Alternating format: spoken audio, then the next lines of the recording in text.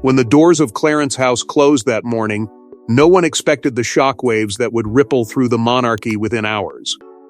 King Charles emerged visibly shaken, while Camilla's personal lawyer of 17 years abruptly stepped down. Whispers of irrefutable evidence circled within royal corridors, evidence powerful enough to break legal ties and leave the Queen Consort reeling. What happened inside that private meeting? Before we go deeper into what this really means for the royal family, make sure to subscribe so you don't miss a single update. The morning began quietly enough: no press, no official agenda, no hint of the storm brewing behind the palace gates. But within hours, the legal community and royal watchers were stunned. Camilla's long-serving personal attorney, known for navigating her through decades of silent conflict and scandal, had tendered his resignation without comment. This was no casual exit. His departure came mere moments after a clandestine meeting with King Charles, scheduled without Camilla's knowledge, attended only by Charles's senior advisors and one trusted aide from the Privy Council. What unfolded in that room remains shielded by royal protocol, but the aftermath was unmistakable. Insiders claim Charles arrived with a sealed red folder bearing both his personal insignia and the private seal reserved for matters of royal discretion. Inside, it said, were audio files, handwritten notes, and transcripts so delicate that even palace staff weren't allowed to handle them. These documents, according to a source close to the king, were of a personal nature and impossible to dismiss. Notably, there was no negotiation, no counter-argument, just a sharp silence that fell over the table once the contents were laid bare. Within 20 minutes, Camilla's lawyer stood, gathered his briefcase, and walked out. He left his resignation with the master of the household that same hour. For those within the palace walls, the mood turned brittle. Conversations stalled. Advisors whispered behind closed doors. Legal representatives scrambled to assess the implications, even as the full truth remained locked within the king's hands. The resignation sent shockwaves not only through Camilla's team, but through the broader royal network. This was not just a legal departure, it was a symbolic fracture. A fracture that suggested the Queen Consort's inner circle was no longer untouchable. And the most unsettling detail? Camilla was not even present during the confrontation. She learned of it secondhand, too late to intervene, too stunned to react. For a woman who had maneuvered through every royal minefield with calculated grace, this was an unprecedented blindside. The implications were immediate and severe. Public speculation ran rampant as tabloids scrambled for answers, but none came. Clarence House issued a single-line statement confirming the resignation, citing private matters. No further clarification, no denial. Only silence, a silence so loaded it felt like a scream. Camilla, known for commanding loyalty from her staff, was said to be in disbelief. Those closest to her reportedly described her as visibly shaken but composed, though even they couldn't hide their own growing sense of dread. Something had been set in motion and no one knew where it would end. But if Camilla wasn't in the room when this supposed evidence was presented, what exactly did Charles reveal, and why now? Deep within the royal archives, it said some truths remain hidden by tradition until someone dares to unlock them. For years, Charles held back. But now, a private dossier long stored under royal seal has been brought into the light. Was this the arsenal he used against Camilla's legal counsel, and what secrets does it contain? Whispers had long surrounded the existence of a mysterious file Charles kept sealed since the early 2000s, so confidential it bypassed standard royal documentation protocols. Few knew of its contents, fewer still dared to ask. But following the shock resignation of Camilla's lawyer, palace insiders now believe that this very dossier was at the center of the king's confrontation. Bound in burgundy leather and marked with only a single word, "Prive," the dossier is said to include a trove of buried communications. Among them, letters written in the wake of Camilla's controversial integration into royal life, intercepted phone transcripts involving members of her personal circle, and a handful of financial memos once dismissed as irrelevant noise. But to Charles, the evidence had been quietly accumulating, festering into something undeniable. The king's long-standing distrust of certain figures within Camilla's inner circle had never truly waned. In private, he had expressed concern over specific individuals who seemed too close to royal dealings yet too far removed from accountability. Names surfaced, some known, some whispered in coded reference. And then, there were the anomalies. A discreet but suspicious trail of diverted funds linked back to a charity under Camilla's patronage had been flagged more than a decade ago, then quietly buried.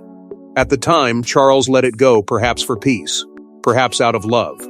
But now, that paper trail had returned, damning and complete.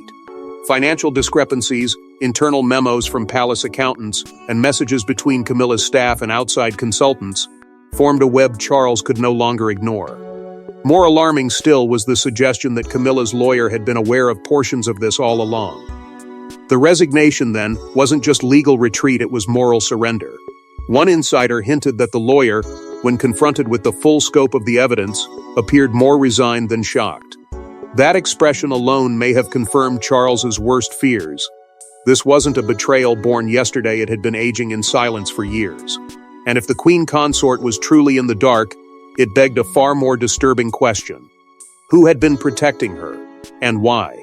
Perhaps most unnerving is the speculation around how Charles came to reopen this vault at all.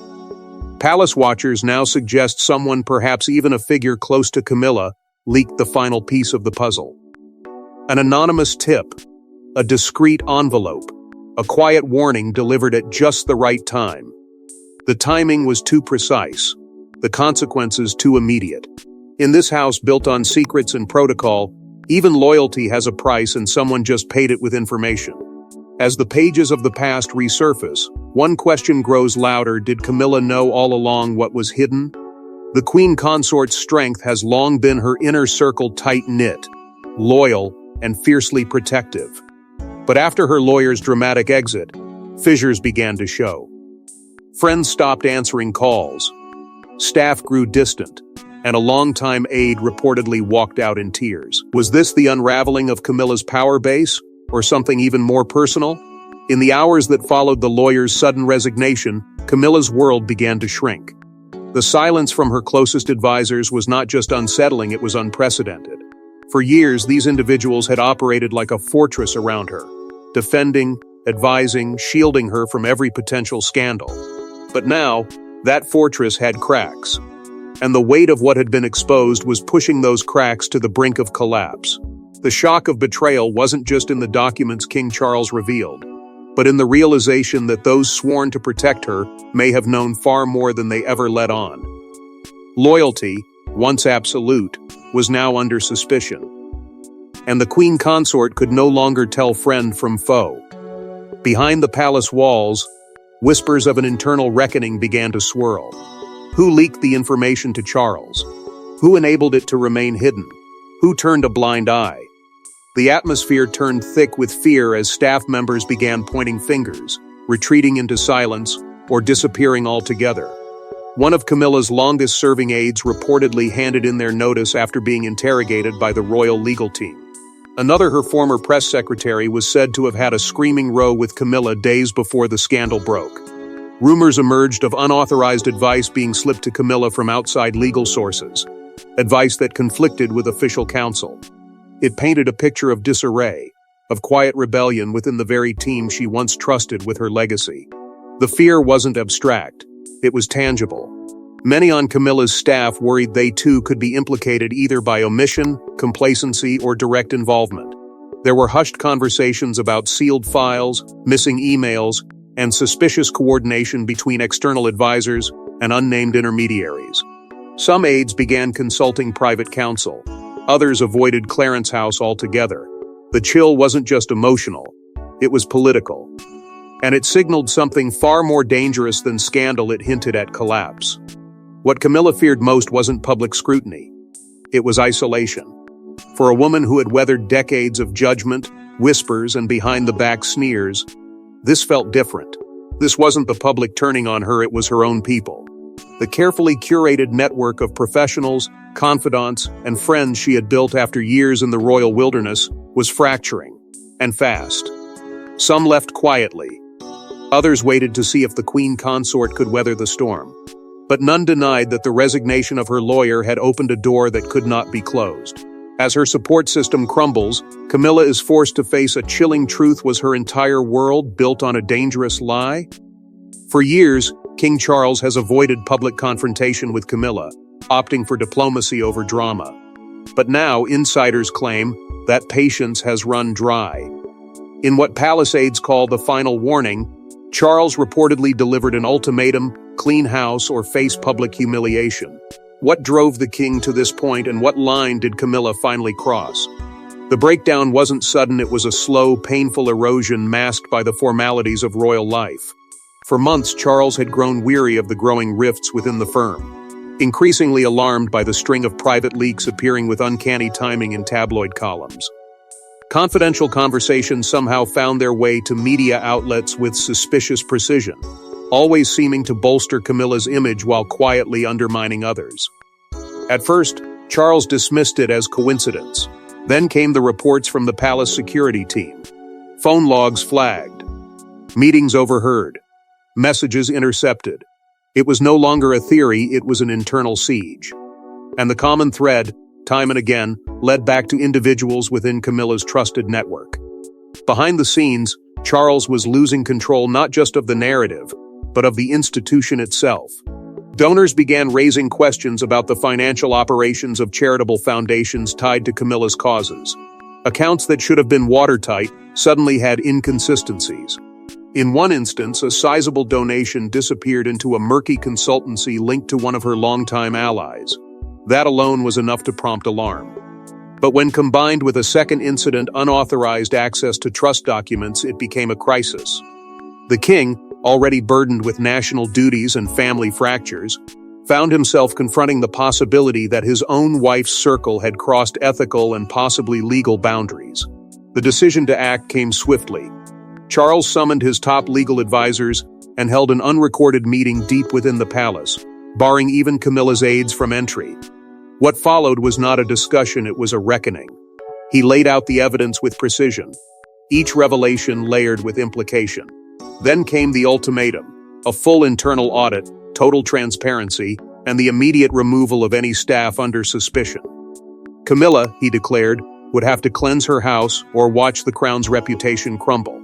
And this wasn't merely a private scolding. Those present said Charles made it clear if Camilla failed to act, he would. The atmosphere following this confrontation was described by one insider as electrified with disbelief. Never before had Charles confronted Camilla with such unapologetic force. The threat was clear: no more silence, no more tolerance. Charles wasn't just drawing a line, he was issuing a verdict. And the message rang louder than any royal proclamation. No one, not even the Queen Consort, was above scrutiny. But Camilla's response wasn't what anyone expected, especially not Charles. Rather than backing down, Camilla doubled down. Inside the gilded walls of Clarence House, she refused to disband her team, questioning Charles's motives and even accusing him of calculated sabotage. Sources say the Queen Consort feels cornered and ready to fight back. But at what cost to the crown? Camilla's reaction was immediate and ferocious. Gone was the carefully measured, publicly poised consort the world had come to know. Behind closed doors, her fury erupted. Shock gave way to indignation, and indignation soon hardened into quiet defiance. She refused to accept the narrative being pushed by Charles and his advisors. According to those closest to her, she believed the entire ordeal had been carefully engineered not to preserve the monarchy's integrity, but to strip her of her influence. In her view, the so-called evidence was nothing more than a weaponized archive, wielded with surgical precision to destabilize her footing. And more than that, it reeked of betrayal not from outsiders, but from the man she had stood beside through decades of scrutiny. What rattled the palace was not just Camilla's refusal to comply, but her silence. While headlines swirled and speculation mounted, she said nothing. No statement was issued regarding her lawyer's resignation. No attempt was made to calm the storm. That absence of response was, in itself, a message. She wasn't playing defense, she was holding the line, calculating her next move. Her inner circle, or what remained of it, closed ranks around her. Whispers emerged of a retaliatory strategy being crafted behind the scenes. Camilla was not going quietly, and she was certainly not going alone. The royal household quickly became divided. Senior aides aligned themselves along invisible fault lines. Some rallied behind Charles, citing the need for transparency and control. Others, long loyal to Camilla, remained wary of what they viewed as a political ambush disguised as reform. Meetings became terse, agendas clashed, and once unified messaging disintegrated into guarded talking points. The once fluid machinery of royal communication faltered under the weight of internal distrust. And at the heart of it all, Camilla remained resolute, unmoved by pressure, determined to protect what she believed was being systematically dismantled. Even their public appearances reflected the rising tension. Where there had once been subtle displays of unity, now there was space physical, emotional, unmistakable. Joint events became rare. Glances avoided, smiles forced. Those watching closely knew what they were witnessing was not mere disagreement, but a full-blown power struggle unraveling in slow motion before the nation's eyes. And caught in the middle were family members who had no desire to choose sides, yet found themselves forced to. Some drifted toward Charles, out of obligation or fear. Others clung to Camilla, unsure of where the truth lay but unwilling to abandon her now. But while the royal couple wrestled for control, an unexpected player entered the fray with evidence of their own. In the shadows of the conflict, a quiet storm was brewing. Prince William, known for keeping his distance from royal scandal, was allegedly tipped off weeks before the lawyer's resignation. Now whispers say he may have played a role in orchestrating what some call the quiet coup. Was this the heir's power move to protect the throne from internal chaos? For much of the chaos unfolding around Charles and Camilla, William remained visibly absent, at least to the public eye. But behind the scenes, palace sources suggest he was far more engaged than many realized. It's now believed that William had been briefed on the existence of compromising information surrounding Camilla's team well before Charles made his move. And not just in vague whispers, but in a deliberate, structured delivery. Insiders close to the Prince of Wales speak of a confidential dossier presented during a private intelligence review, an unofficial briefing that cast new light on what William had long suspected. Camilla's circle was not only operating independently, but potentially undermining the very future of the monarchy itself. For years, William had watched with restrained frustration as Camilla's influence widened. She gained favor with press outlets, controlled narratives around key family events, and in many ways reshaped the public perception of the monarchy post-Diana. But as allegations of leaks and financial mismanagement began reaching his office not from tabloids, but from internal royal departments, William could no longer afford to remain silent. The decision to step in wasn't born from ambition, but from duty. He knew that if scandal was allowed to fester at this level, it would not only damage the crown, it would destabilize his future reign. There's growing speculation that William coordinated privately with Charles in the weeks leading up to the infamous confrontation. The timing was too precise to ignore. As Camilla's lawyer was being shown out, William had already declined key royal engagements, citing scheduling conflicts. But palace aides knew better. His absence wasn't avoidance, it was strategic distance. He was positioning himself as neutral, above the fray, ready to act only if needed. But those closest to the family now believe William wasn't just reacting, he was anticipating. Some even claim it was William who urged Charles to dust off the sealed dossier in the first place. Camilla reportedly noticed the shift early on. William, once formally cordial, had grown colder.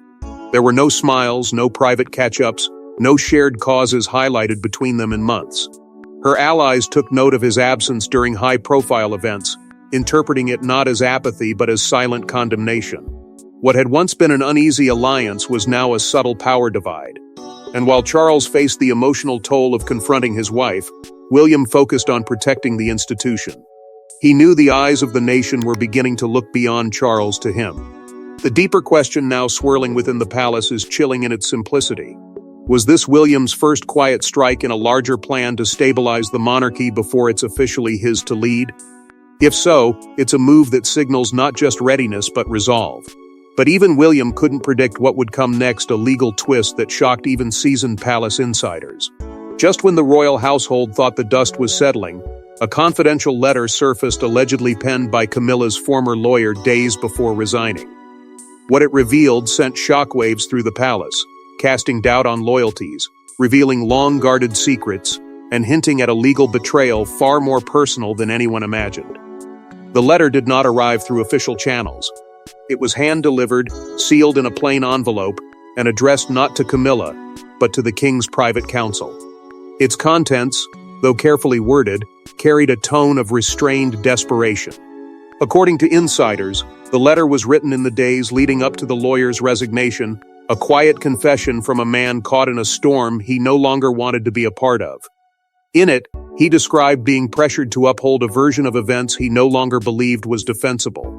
The source of the pressure remained unnamed, but the implication was clear. The narrative Camilla's camp had been building was not only incomplete, it was constructed on foundations dangerously close to perjury. What stunned royal aides the most was the mention of secret agreements, undisclosed arrangements between Camilla and multiple third parties, some dating back years. These weren't casual understandings, but documented contracts involving financial protections, strategic messaging, and confidentiality clauses crafted outside the oversight of Buckingham Palace. Some of these deals, the letter claimed, had a direct impact on charitable allocations, public statements, and even royal press access.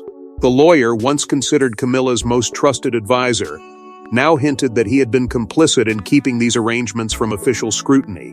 And he was done. Buried within the letter was a veiled warning. If forced to testify, he would not lie. He would protect himself first. That line alone was enough to send Charles into what one aide described as cold, silent fury. It wasn't just a betrayal, it was a potential detonation. If this letter reached the wrong hands, the resulting scandal wouldn't be limited to Camilla's circle, it would tarnish the monarchy's image at its most delicate moment of transition. To make matters worse, the letter referenced internal inconsistencies within palace archives. The lawyer alleged that some documents tied to these side agreements had mysteriously vanished, or worse, been deliberately removed. While no direct blame was cast, the implication hung in the air like poison. What emerged most vividly from the letter, however, was the emotional weight behind its words. It wasn't written by a man seeking revenge. It was a plea for release. A man exhausted by secrets, by cover-ups, by the constant juggling of public loyalty and private loyalty. He admitted regret not just for his actions, but for how deeply entangled he had become in a game he no longer wished to play. When Charles read the letter aloud to his legal team, it was said that not a single advisor interrupted. The words echoed in the room, final and irreversible. And as the monarchy reeled from the revelations, the question turned from what happened to who will survive this. This wasn't just a scandal. It was a reckoning. What began as a private meeting became a crisis shaking the monarchy to its core. With trust broken, allegiances tested, and silence cracking at the seams, the royal family now faces the one thing it's never prepared for: each other. What unfolded after the letter was not damage control, it was paralysis. The communication between Charles and Camilla, once the foundation of their united front, had collapsed into strained silence. Every conversation became a negotiation, every glance a confrontation. Public schedules, once seamless and strategically planned, began to unravel. Joint appearances were canceled without explanation. Events that once showcased the royal couple side by side now featured only one or neither. The optics were unmistakable. The monarchy was fracturing in real time, and the public was watching. Inside the palace, the atmosphere turned heavier by the day. Rumors of legal retaliation swirled, with whispers that Camilla was quietly assembling a legal team of her own, one independent from the traditional royal advisory board. Those close to her spoke of a woman who felt not only betrayed but cornered, determined to defend herself in whatever way necessary. And while she had not yet spoken publicly, murmurs of a prepared media strategy began to surface. It was said that Camilla was considering a carefully crafted interview, something unprecedented in her role, a direct address that could shift the narrative in her favor. But she was under immense pressure from the palace to remain silent, to uphold the dignity of the crown even as it crumbled around her. Outside the gates of Buckingham Palace, the division was just as palpable. Public opinion had split down a jagged line. Some believed it was time for transparency, calling for the monarchy to finally pull back the curtain on decades of internal dysfunction. Others clung to the last threads of royal mystique, urging the family to handle matters privately, to preserve what little trust remained. Social media became a battlefield of accusations, theories, and declarations of support or disdain. The monarchy had always relied on the illusion of control. Now, that illusion was shattered. In response to the spiraling chaos, an internal review was discreetly launched by the king's legal team. Their goal: assess the extent of the damage, identify legal exposure, and contain whatever fallout was still within reach. But containment seemed almost impossible. The truth had already begun to leak through the cracks. Staff members had become liabilities. Leaks fed headlines faster than statements could be issued. And within the royal family itself, loyalties were no longer guaranteed. Even those who had once sworn unwavering support were reevaluating their positions, uncertain of who might fall next. And still, Camilla waited. Whether out of calculation or conviction, she had not spoken. But her silence was no longer being read as weakness. It was strategy. The longer she waited, the more pressure mounted on Charles, on the institution, on everyone involved. She was no longer just at the center of the storm. She had become the storm itself. But amid the chaos, a final revelation threatens to not just expose the past, but rewrite the monarchy's future entirely. In the end, it wasn't the evidence, the letters, or even the lawyer's exit that changed everything. It was the revelation Charles made behind palace walls just days later. One sentence, quietly spoken, that could reshape the monarchy's direction and leave Camilla's legacy in ruins. Was this the beginning of a royal reset, or the end of the road? As the dust of internal chaos still swirled and the palace scrambled to maintain its crumbling composure, King Charles summoned only a handful of his most senior aides to a private discussion, one so secretive, it wasn't even recorded in the royal diary. What he said during that meeting wasn't loud, wasn't theatrical, but it changed everything. In a deliberate, measured tone, he confessed he was exploring what he called a comprehensive restructuring of the monarchy. It wasn't just administrative jargon, it was code. Those in the room understood immediately. It meant cuts, realignment, and in this case, it meant Camilla. The discussions weren't vague. Sources say Charles spoke directly of a necessary reduction in Camilla's future role. The suggestion wasn't to strip her of the Queen Consort title, but to systematically phase her out of ceremonial visibility, withdrawing her from key public functions, and placing her under the veil of internal engagements, far from the cameras and royal watchers. It was a recalibration of power, subtle, strategic, and devastating.